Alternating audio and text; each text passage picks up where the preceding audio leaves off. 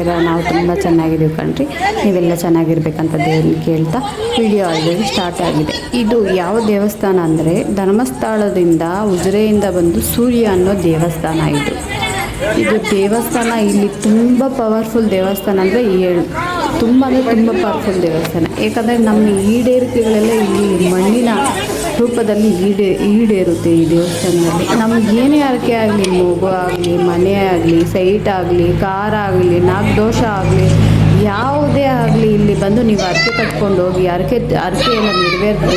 ಈ ಮಣ್ಣಿನ ಅರಕೆ ರೂಪದಲ್ಲಿ ದೇವರಿಗೆ ಸಮರ್ಪಣೆ ಮಾಡಿದರೆ ತುಂಬ ಒಳ್ಳೇದು ಕಂಡ್ರಿ. ಸದಾಶಿವ ರುದ್ರಸ್ವಾಮಿ ಸೂರ್ಯ ಅನ್ನೋ ಊರಲ್ಲಿ ಸದಾಶಿವ ರುದ್ರಸ್ವಾಮಿ. ನಾವು ಡೈರೆಕ್ಟ್ ಧರ್ಮಸ್ಥಳದಿಂದನೇ ಒಬ್ಬರಿಗೆ 100 ರೂಪಾಯಿ 2 ದೇವಸ್ಥಾನ ತೋರಿಸಿತು ನಮಗೆ. ಸೂರ್ಯ ಸದಾಶಿವ ರುದ್ರಸ್ವಾಮಿ ದೇವಸ್ಥಾನ ಒಂದು, ಶ್ರೀರಾಮ ಪ್ರಭು ದೇವಸ್ಥಾನ ಒಂದು, 2 ದೇವಸ್ಥಾನ ನೋಡ್ಸ್ಕೊಬಂದರು 1 ಅವರಲ್ಲಿ.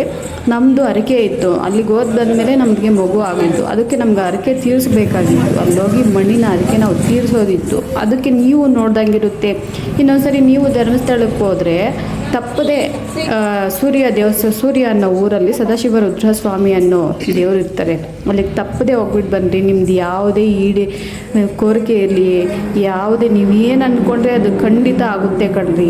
ನಾವು ಇವಾಗ ಅರಕೆ ಬಂದ ಹತ್ರ ಹೋಗ್ತಾ ಇದ್ದೀವಿ. ನಾವು ಅಲ್ಲಿ ಅರಕೆ ತೀರಿಸಿ ಬಂದಮೇಲೆ ಅಲ್ಲಿಂದ ನಾವು ಅರಕೆ ಮಾಡ್ಕೊಂಡು ಮಣ್ಣಿಂದ ಇರುತ್ತಲ್ಲ ಅದೆಲ್ಲ ತಂದು ಇಲ್ಲಿ ಮೂಲ ದೇವರು ಇರ್ತಾರೆ. ಮುಂದೆ ನೀವು ಕಾಣ್ಬೋದು ಮೂಲ ದೇವರು ಇಲ್ಲೇ ಬರೋದು. ನಾವು ಏನೇ ಅರಕೆ ಮಾಡಿದ್ರು ಇಲ್ಲಿ ತಂದು, ಎಷ್ಟು ಅರಕೆ ಇದ್ದರೆ ಇಲ್ಲಿ ಎಷ್ಟೊಂದು ಅರಕೆದು ಇದಿರುತ್ತೆ ಮಣ್ಣಿಂದ ನೋಡ್ಬೋದು ನೀವು. ಇಲ್ಲಿ ಮೂಲ ದೇವರು ಅಲ್ಲಿ ಇರ್ತಾರೆ ನೋಡಿ, ಸೆಂಟ್ರಲ್ಲಿ ಇರ್ತಾರೆ. ಅವರೇ ಮೂಲ ದೇವರು ಇಲ್ಲಿ.